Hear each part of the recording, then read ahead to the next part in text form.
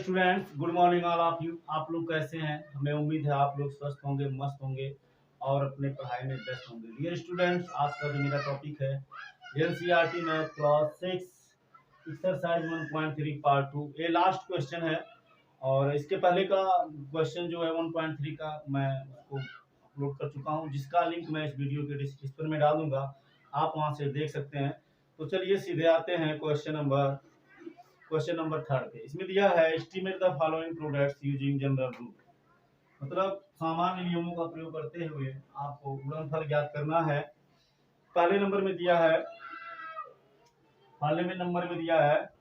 578 into 161, ठीक है 161।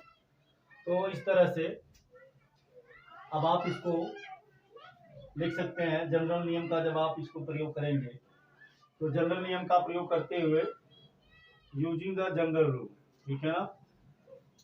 तो आप देख सकते हैं ये जनरल नियम के अनुसार मैं सामान्य नियम का मतलब होता है किसके करीब है। तो ये 578 जो है 500 से ज्यादा आगे है और 600 के करीब है। तो जिसके करीब होगा, सामान्य नियम के अनुसार यही होता है, जिसके करीब होगा उधर ही जाएगा। ये जो 578 आपका है ये आपका 500 से ज्यादा है और 600 के पहले है। अब आप देख सकते हैं ये 578 जो है 500 से 78 ज्यादा है और यह इससे कितना कम है, ये 2 9 9 से 7 जाएगा, ये 10 10 से 8 जाएगा तो यहाँ 9 बचेगा और 9 से 7 जाएगा 2, 22 कम है, ठीक है ना। यानी 578 में 22 जोड़ दें तो 600 आएगा। अब 578 से में 500 में 78 जोड़े तो 578 आएगा। तो आप देख सकते हैं कि यह किसके करीब में है। तो आप देख सकते हैं 600 के करीब में है। तो जिसके करीब में होगा, सामान्य नियम है, उसी की ओर जाएगा। तो यह 600 के करीब है तो 578 का कितना हो जाएगा 600 गुणे। अब 161 आप देखिए 161 क्या है। 161 जो है ये आपका क्या है, 161 बड़ा है किससे, 161 बड़ा है किससे 100 से, लेकिन यह छोटा है किससे 200 से। लेकिन जब आप देखोगे तो 100 में जब हम 61 प्लस करेंगे तो 161 आएगा और इसको जब इसमें में से हम मतलब सब्ट्रैक्ट करेंगे तो ये 10 10 से 1 जाएगा 9, यहाँ 9 9 से जाए 3। तो आप देख सकते हैं इससे 61 ज्यादा है और इससे 39 कम है। तो यह करीब किसके है, यह इससे 61 स्टेप्स आगे है और यह इससे 39 स्टेप कम है। तो आप देख सकते हैं ये 200 के करीब है तो 161 की जगह पे हम 200 रख देंगे। सामान्य नियम के अनुसार यही होता है कि जिसके करीब में होता है उसी की ओर जाएगा। तो यह 200 के करीब है, ये 39, ये 61, इससे 61 स्टेप आगे है, 39 स्टेप कम है तो ये इसके करीब ज्यादा है 200 के, तो 161 की जगह पे 200 हो जाएगा। क्लियर हो गया? हमें उम्मीद है कि आप समझ गए होंगे अच्छे से। अब देखो 6 का गुणा 2 में करोगे तो 12 आ जाएगा। अब 2 जीरो यहाँ, 2 जीरो यहाँ, 4 जीरो बचा तो 1 2 3 4, इस तरह से आपका ये हो गया आंसर। यहाँ कामा लगा दीजिए क्योंकि वंस पीरियड में क्या 1 10 100 होता है, फिर 1000 10,000 फिर लाख, इस तरह से कामा। ठीक है, बी नंबर पे आते हैं। बी नंबर पे दे रखा है 5281 और उसके बाद में दिया है इनटू 3491, ठीक है। तो अब देखो सामान्य नियम के अनुसार, अब यहाँ देखिए यहाँ ये 4 डिजिट है तो ये पीरियड होता है ना, वंस पीरियड, तो वंस पीरियड में वंस होता है, टेंस होता है और वंस पीरियड में आपके वंस होते हैं, फिर टेंस होते हैं, फिर 100 होते हैं। तो कहने का मतलब है यहाँ हम तीनों देखेंगे इस तरह से, ठीक है। तो जब आप इसको देखोगे या आप इसको ऐसे भी लिख सकते हैं, इसको मत देखिए, सामान्य नियम हमें यूज करना है तो इसको देखने की जरूरत नहीं है। ये 528 जो है 528, तो 528 जो है ये किसके करीब में है, 5000 के करीब में है। यहाँ इसको हम 5000 लिख सकते हैं गुणे 3491, तो ये 491 जो है ना ये 500 के करीब में है, तो इसको हम लिख सकते हैं 3500। क्या लिख सकते हैं 3500। अब इसको आप गुणा कर दीजिए तो 5 का गुणा 5 में करेंगे, 5 5 25 होगा 25 का 5 हो जाएगा, 2 क्लोजर हो जाएगा, 5 3 जा 15 टू 70।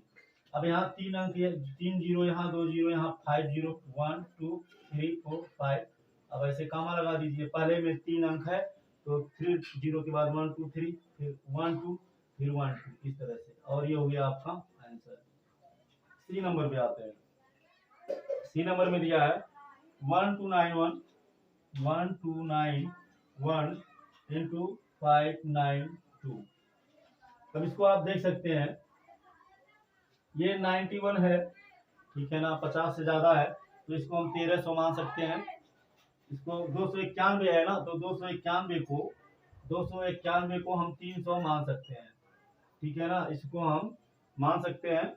तो जब इसको हम 300 मान लेंगे तो ये हो जाएगा कितना, 1300, 1291 ही है ना, हाँ 1291 ही है, इंटू ये 592 है। तो 592 सामान्य नियम के अनुसार ये 500 से बहुत आगे है, लेकिन यह 600 के करीब है, ठीक है ना। 8 ही जोड़ देंगे 600 हो जाएगा।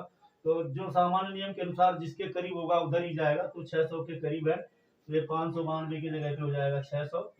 और 13 का गुणा 6 में करेंगे तो 13 6 जा 78, 13 6 78 हो गया। और 2 जीरो यहाँ, 2 जीरो यहाँ, 4 जीरो, 1 2 3 4। अब 3 अंक के बाद ऐसे 0, और ये हो गया आपका आंसर। चलिए डी नंबर देख लेते हैं तुरंत। डी नंबर में जो दिया है, क्या दिया है, 9250 इंटू 29। अब इसको जब आप देखोगे तो देखने के बाद आपको पता चलेगा ये 9 है, तो इसको ये आपका तो 30 हो जाएगा। और ये जो है ये 50 है ना, 250 है, तो 250 है तो इसको हम 300 मान सकते हैं, तो जाएगा 9300, ठीक है ना। 5 हो या 5 से ज्यादा हो तो आगे जाएगा। तो ये 250 है, ये क्या है, ये 250 है, आने का मतलब 250 जो है, 250 क्या है, 200 से ज्यादा है और 300 से क्या है, कम है। तो अब मतलब बॉर्डर पर है, एक तरह से आप समझ सकते हैं। तो अगर बॉर्डर पर है तो आदमी पीछे नहीं जाएगा, वो उधर ही जाएगा जिधर उसका इंक्रीजिंग हो। ये सिंपल सी बात है। मान लो आप कोई आदमी ए है और उसे मान लो 10 चाहिए, और अगर उसके पास मान लेते हैं 2 ही है या 3 ही है या 4 ही है, तो वो पूरा नहीं कर पाएगा। ऐसी स्थिति में वो जो है वही रह जाएगा या पीछे चला जाएगा, ठीक है। लेकिन अगर मान लो ए के पास 5 है या 6 है या 7 है, 7 है, 6 7 8 या 9 है, तो इधर उधर से व्यवस्था करके वो 10 पूरा कर लेगा। लेकिन अगर 5 है तो 5 आपका क्या है, बॉर्डर कह सकते हैं। कहने का मतलब है ये इक्विलिब्रियम पीरियड आ जाएगा, मतलब सीमा पर आ जाएगा, क्योंकि 10 का हाफ 5 होता है। तो वह पीछे जाना उचित नहीं समझेगा, वो आगे की वो ही आएगा। सेम उसी तरह से है ये जो 50 है आपका, ठीक है ना, जो 50 है 250 है, तो 250 से पीछे जाए या आगे जाए, तो पीछे जाना उचित नहीं है, ये आगे ही जाएगा। तो हो जाएगा एक सिंपल सा लॉजिक, इस तरह से आप समझ भी सकते हैं। 5 है या 5 से ज्यादा है तो आगे ही जाएगा। तो 250 से इसको 300 मान सकते हैं, तो 3 3 जा 9, 3 9 जा 27, 2 जीरो 1 जीरो यहाँ 3 जीरो, तो ये इस तरह से आपका हो गया, ये हो गया आंसर। तो डियर स्टूडेंट्स, एक्सरसाइज 1.3 कंप्लीट हुआ। इसके बाद में फिर देखा जाएगा नेक्स्ट टॉपिक में। ये आपका चैप्टर भी खत्म हो गया, अब आएगा इसके बाद होल नंबर्स, इसको देखा जाएगा नेक्स्ट क्लास में। वीडियो आपको कैसा